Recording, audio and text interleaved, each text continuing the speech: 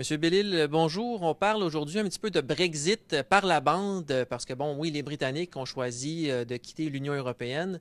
Ça a entraîné une mini-correction là, de 2 jours sur les marchés boursiers mondiaux et j'aimerais aujourd'hui qu'on parle de 3 titres boursiers qui ont subi des baisses après le Brexit, mais qui ne sont pas vraiment affectés par tout ce qui se passe là, en Grande-Bretagne.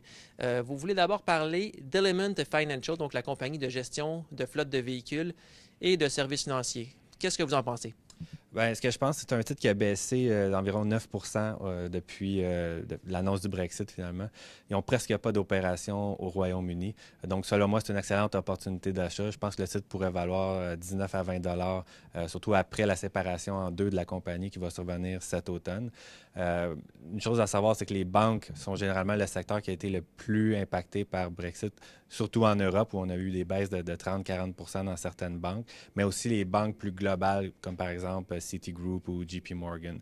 C'est vraiment ce secteur-là qui va être le plus affecté, mais les opérations dans lesquelles Element opère, finalement, sera pas vraiment impacté. Donc, pour moi, c'est une excellente opportunité d'achat.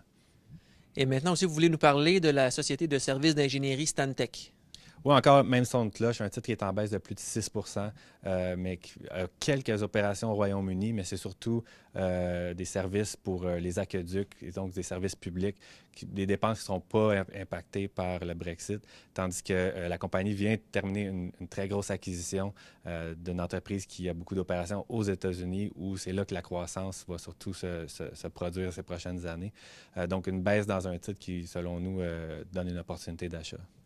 Et vous avez parlé des titres des services financiers là, qui étaient surtout sous la loupe là, depuis le Brexit.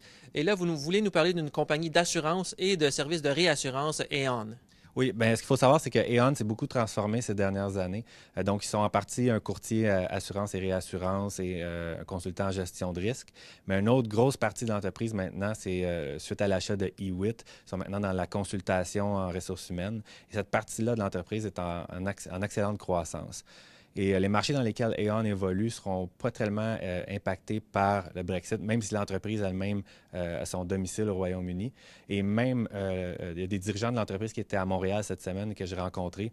Et ils pensent que le Brexit va être en fait une opportunité d'affaires pour eux parce que le Brexit cause beaucoup d'incertitudes, beaucoup de changements de réglementation, plus de complexité.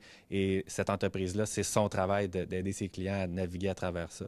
Donc, eux, de leur côté, ce qu'ils voient, ça va être potentiellement des opportunités d'aider leurs clients davantage et de générer plus de revenus. Donc, pour moi, un titre qui a baissé par contre seulement de 2-3 donc pas nécessairement une grosse baisse, mais pour moi, c'est un titre qui est à détenir malgré le Brexit. Merci beaucoup, M. Bellil. Ça fait plaisir.